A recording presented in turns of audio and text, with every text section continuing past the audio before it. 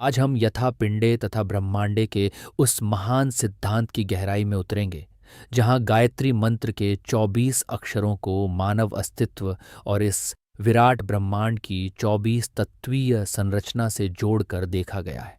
गायत्री केवल एक प्रार्थना है या इसके भीतर सृष्टि और चेतना को समझने की कोई गहरी दृष्टि भी छिपी हुई है? इसके 24 अक्षरों को भारतीय परंपरा ने विभिन्न तत्वों, शक्तियों और ब्रह्मांडीय सिद्धांतों से क्यों जोड़ा, और इन संबंधों का हमारे शरीर तथा चेतना से वास्तविक संबंध क्या है? आज हम इसी प्रश्न की गहराई में उतरेंगे। हम यह भी जानने का प्रयास करेंगे कि गायत्री मंत्र के 24 अक्षरों और 24 तत्वों का संबंध प्राचीन परंपराओं में कहाँ मिलता है, कौन सी व्याख्याएं बाद में विकसित हुईं और किन लोकप्रिय धारणाओं का स्पष्ट शास्त्रीय आधार नहीं मिलता। गायत्री मंत्र को समझना केवल उसके शब्दों का अर्थ जान लेना नहीं है, उसके पीछे की तत्व दृष्टि को समझना उस भारतीय चिंतन को समझने का प्रयास है जिसमें मनुष्य को ब्रह्मांड से अलग नहीं बल्कि उसी विराट व्यवस्था के एक सूक्ष्म प्रतिबिंब के रूप में देखा गया। यही है यथा पिंडे तथा ब्रह्मांडे का गहरा संकेत। जो कुछ विराट सृष्टि में है उसके तत्वीय और चेतनात्मक आयामों को मनुष्य के भीतर भी खोजा गया। पृथ्वी की स्थिरता, जल का प्रवाह, अग्नि का रूपांतरण, वायु की गति और आकाश का विस्तार, इन सबको केवल बाहरी प्रकृति में ही नहीं बल्कि मानव अनुभव के भीतर भी समझने का प्रयास किया गया।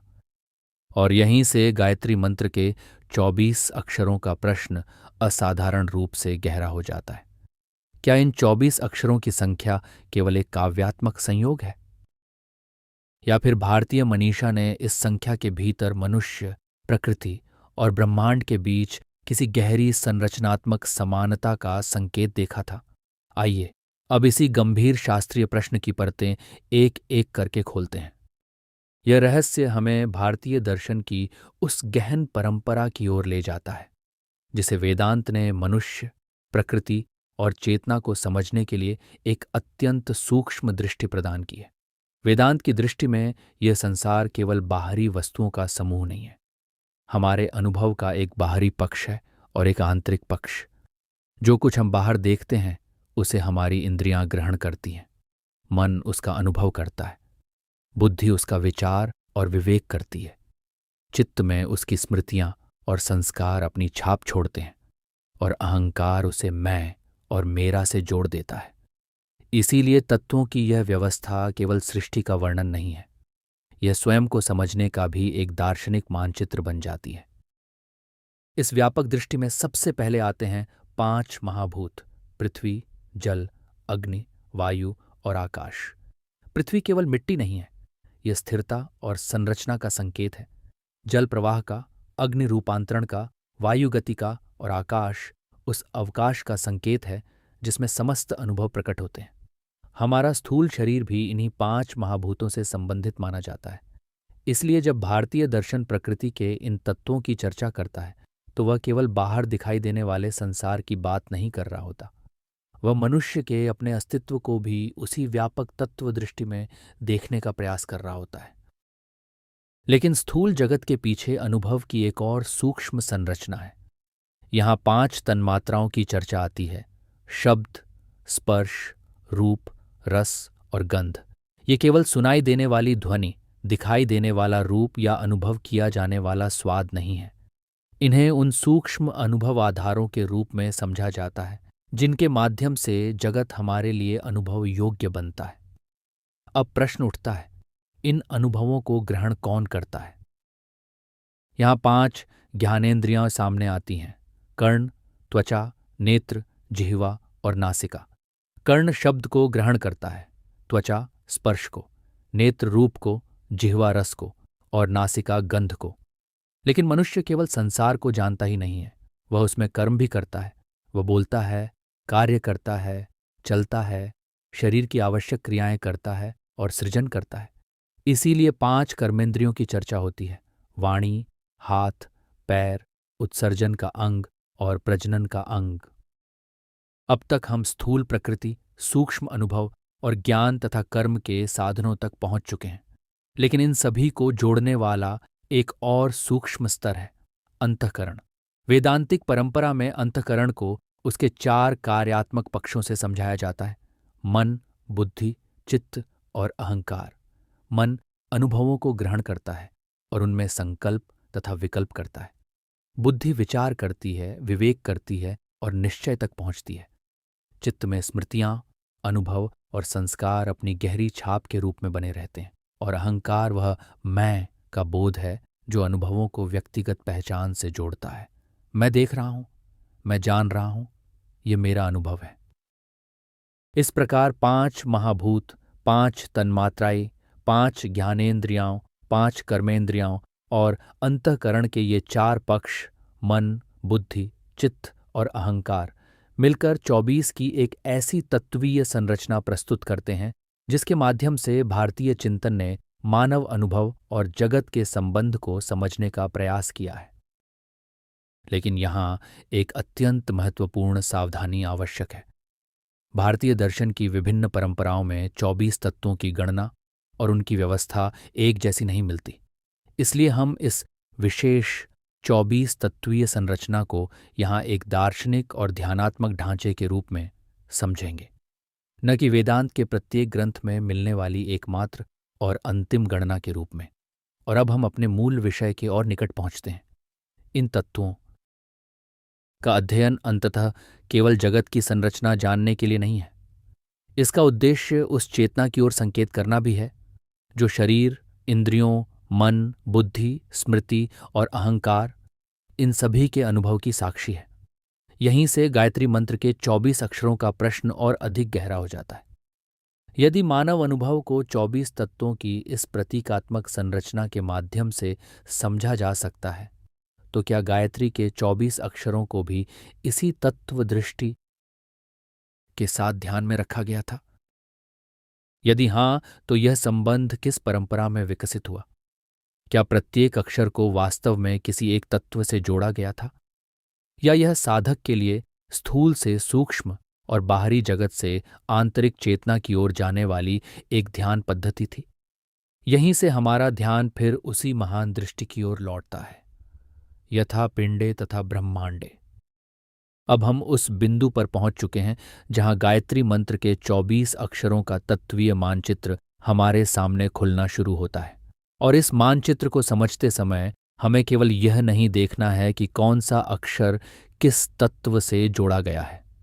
हमें यह भी देखना है कि इस संबंध के पीछे साधना का कौन सा दर्शन छिपा है। क्योंकि भारतीय मंत्र परंपरा में अंतिम लक्ष्य केवल ध्वनि को दोहराना नहीं, बल्कि ध्वनि के माध्यम से अर्थ, ध्यान और चेतना को एक दिशा देना है। अब हम उसी रहस्य के केंद्र में प्रवेश करेंगे जहां गायत्री का पहला अक्षर हमें स्थूल जगत से भीतर की ओर ले जाने वाली इस यात्रा का पहला द्वार बनता है। जब बाद की साधना और उपासना परंपराओं ने गायत्री मंत्र की 24 अक्षरीय संरचना पर गहन चिंतन किया, तब इन अक्षरों को सृष्टि की विभिन्न तत्वीय संरचनाओं के साथ जोड़कर समझने के प्रयास भी सामने आए।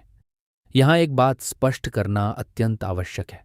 अक्षर और तत्व का यह संबंध ऋग्वेद के मूल मंत्र में इस रूप में स्पष्ट रूप से नहीं दिया गया है। इसके विभिन्न रूप बाद की उपासना परंपराओं, साधना पद्धतियों और ध्यान की व्याख्याओं में विकसित हुए। गायत्री के 24 अक्षरों के साथ अलग अलग परंपराओं ने अलग अलग संबंध स्थापित किए हैं। कहीं इन्हें देवताओं से जोड़ा गया, कहीं शक्तियों से, और कुछ वैष्णव परंपराओं में इन्हें भगवान विष्णु के 24 रूपों के साथ भी जोड़ा गया। पद्म पुराण में भी गायत्री के 24 अक्षरों के साथ 24 अधिदेवताओं का संबंध बताया गया है। इसलिए इन अक्षरों का कोई एक ऐसा मानचित्र नहीं है जिसे सभी परंपराएं समान रूप से स्वीकार करती हों, लेकिन यही विविधता इस विषय को और अधिक गहरा बनाती है। इन व्याख्याओं का उद्देश्य ब्रह्मांड को किसी भौतिक यंत्र की तरह मापना नहीं था। उनका उद्देश्य साधक को प्रतीकों, तत्वों और ध्यान के विभिन्न द्वारों के माध्यम से उसी एक परम सत्य की ओर ले जाना था। हम यहाँ इसी दृष्टि से एक प्रचलित तत्वीय व्याख्या को समझेंगे। इसे किसी एक मूल वैदिक विधान के रूप में नहीं, बल्कि बाद की ध्यानात्मक परंपरा में विकसित एक प्रतीकात्मक मानचित्र के रूप में देखना अधिक उचित होगा। इस व्याख्या में यात्रा स्थूल से आरंभ होकर धीरे धीरे सूक्ष्म की ओर बढ़ती है। सबसे पहले गायत्री के प्रारंभिक 5 अक्षरों तत्, स, वि, तु और व को 5 महाभूतों अर्थात पृथ्वी, जल, अग्नि, वायु और आकाश के साथ प्रतीकात्मक रूप से जोड़ा जाता है। इसका दार्शनिक संकेत अत्यंत सुंदर है। साधना की यात्रा किसी अमूर्त विचार से आरंभ नहीं होती, वह उसी शरीर और उसी संसार से आरंभ होती है जिसका अनुभव हम प्रतिदिन करते हैं। तत् के साथ पृथ्वी की स्थिरता और आधार का चिंतन किया जाता है। इसके बाद जल, अग्नि, वायु और आकाश के माध्यम से साधक स्थूल प्रकृति के विभिन्न आयामों की ओर अपना ध्यान ले जाता है। इसके बाद आते हैं अगले 5 अक्षर रे, नि, यम, भ और अर्गो। इस व्याख्या में इन्हें 5 तन्मात्राओं गंध, रस, रूप, स्पर्श और शब्द के साथ जोड़ा जाता है। यहाँ साधना की दृष्टि और सूक्ष्म हो जाती है। अब ध्यान केवल उस वस्तु पर नहीं रहता जिसे हम देखते या स्पर्श करते हैं। ध्यान उस अनुभव के सूक्ष्म आधार की ओर जाता है जिसके माध्यम से वह वस्तु हमारे लिए अनुभव बनती है। रूप केवल दिखाई देने वाली वस्तु नहीं रह जाता, वह देखने के अनुभव की ओर संकेत करता है। शब्द केवल सुनाई देने वाली ध्वनि नहीं रहता, वह श्रवण के अनुभव की ओर ध्यान ले जाता है। इसके बाद अगले 5 अक्षर दे, व, स्य, धी और म को 5 ज्ञानेंद्रियों के साथ जोड़ा जाता है। नासिका, जिह्वा, नेत्र, त्वचा और कर्ण। यहाँ साधक का ध्यान संसार से हटकर उन द्वारों की ओर जाता है जिनके माध्यम से संसार उसके अनुभव में प्रवेश करता है। हम जो देखते हैं, जो सुनते हैं, जो स्पर्श करते हैं, जो स्वाद लेते हैं और जो गंध अनुभव करते हैं, उन्हीं के माध्यम से हमारा अनुभव जगत आकार लेता है। इसलिए इंद्रियों को समझना केवल शरीर को समझना नहीं है, ये उस प्रक्रिया को समझना है जिसके द्वारा बाहरी जगत हमारे लिए अनुभूत जगत बनता है। फिर आते हैं अगले 5 अक्षर ही, धी, यों, यों और न। इस व्याख्या में इन्हें 5 कर्मेंद्रियों वाणी, हाथ, पैर, उत्सर्जन और प्रजनन के साथ जोड़ा जाता है। यहाँ यात्रा अनुभव से कर्म की ओर मुड़ती है। मनुष्य केवल संसार को देखता और जानता नहीं है, वह उसमें कार्य भी करता है, बोलता है, चलता है, निर्माण करता है, शरीर से आवश्यक त्याग करता है और सृजन करता है।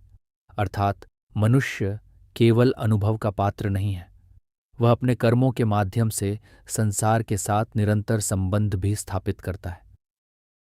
और अब यह यात्रा अपने सबसे सूक्ष्म चरण में प्रवेश करती है। अंतिम 4 अक्षर प्र, चो, द और यात। इस प्रचलित व्याख्या में अंतःकरण के 4 पक्षों मन, बुद्धि, चित्त और अहंकार के प्रतीक माने जाते हैं।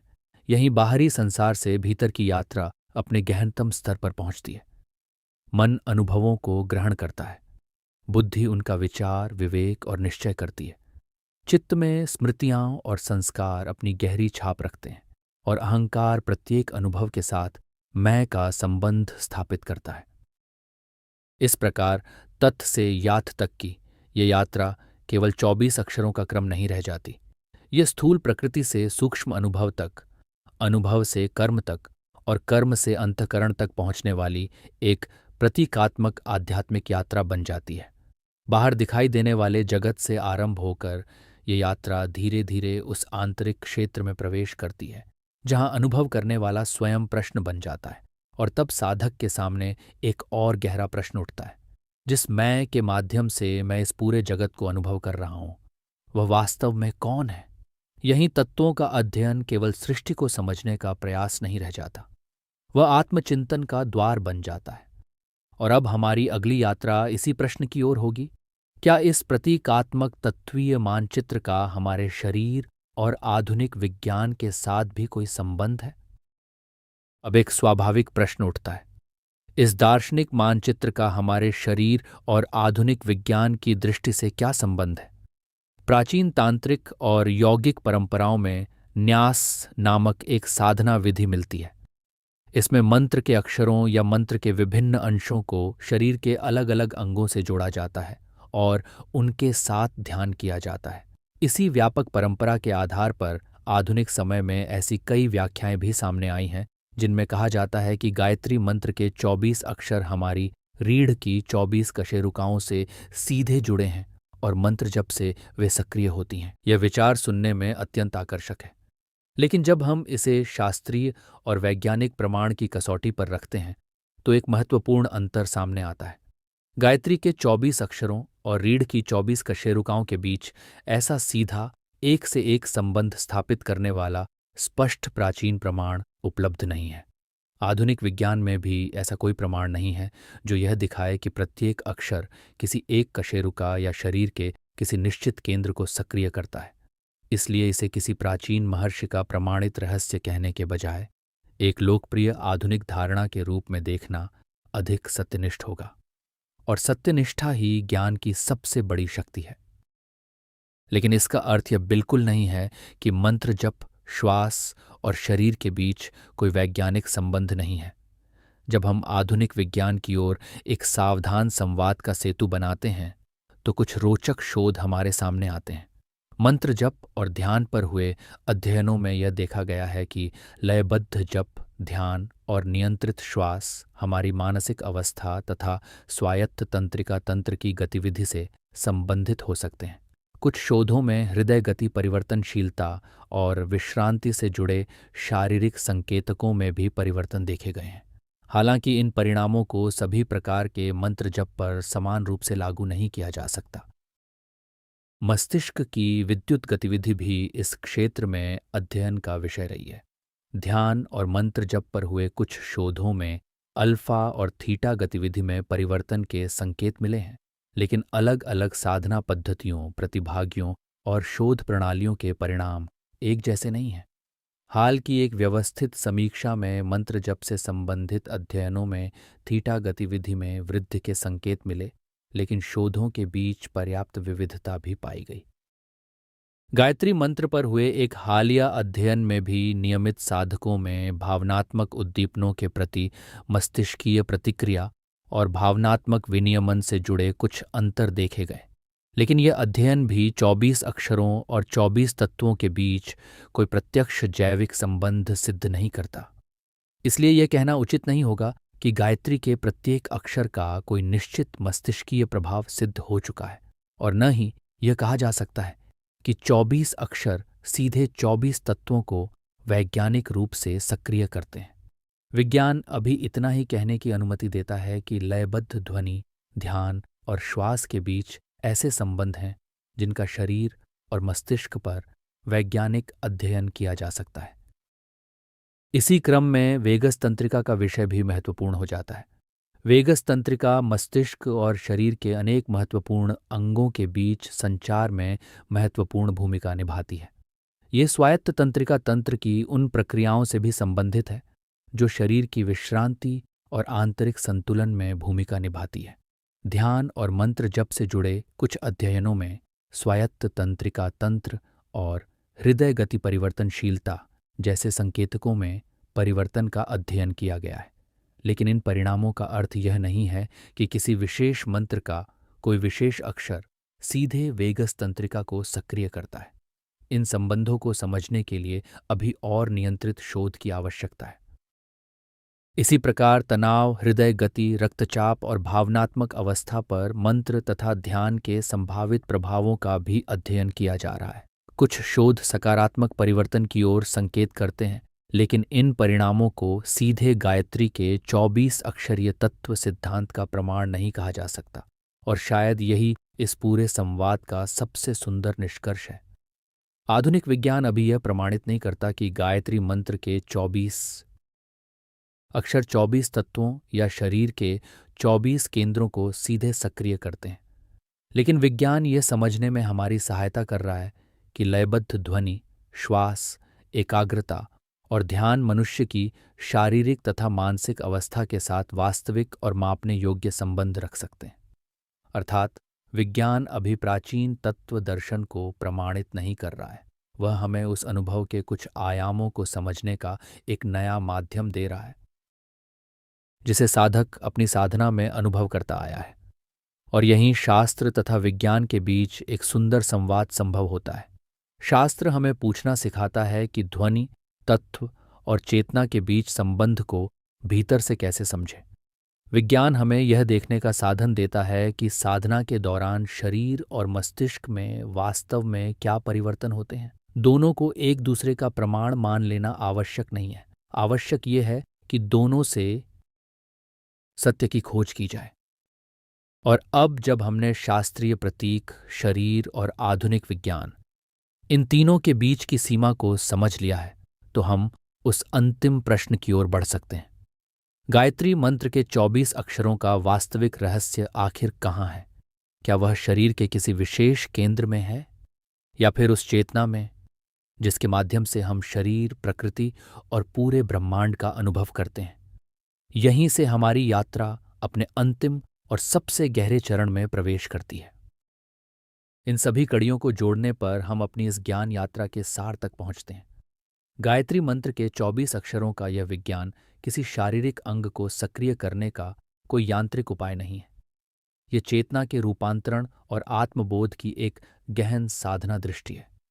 जब साधक इस समझ के साथ गायत्री मंत्र का जप करता है, तो वह केवल शब्दों की पुनरावृत्ति नहीं कर रहा होता, वह एक जीवंत और सचेतन ध्यान में प्रवेश करता है। इस प्रतीकात्मक तत्वीय दृष्टि में तत्व का स्मरण करते हुए वह पृथ्वी की स्थिरता और आधार का ध्यान कर सकता है।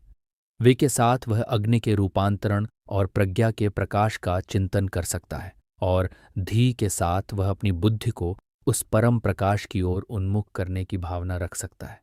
इस प्रकार जब केवल एक यांत्रिक अभ्यास नहीं रह जाता, वह अर्थ, ध्यान और चेतना के बीच एक जीवंत संवाद बन जाता है। साधक अपने व्यक्तिगत सूक्ष्म जगत अर्थात पिंड को उस विराट ब्रह्मांड के साथ समझने का प्रयास करता है जिसका वह एक अंश है। और यही गायत्री मंत्र का वास्तविक रहस्य हमारे सामने आता है। ये रहस्य केवल इस प्रश्न में नहीं है कि कौन सा अक्षर शरीर के किस अंग को छूता है। इससे कहीं अधिक गहरी बात यह है कि भारतीय मनीषा ने मनुष्य, प्रकृति, इंद्रिय, मन, तत्व और ब्रह्मांड को एक दूसरे से पूर्णतः पृथक करके नहीं देखा।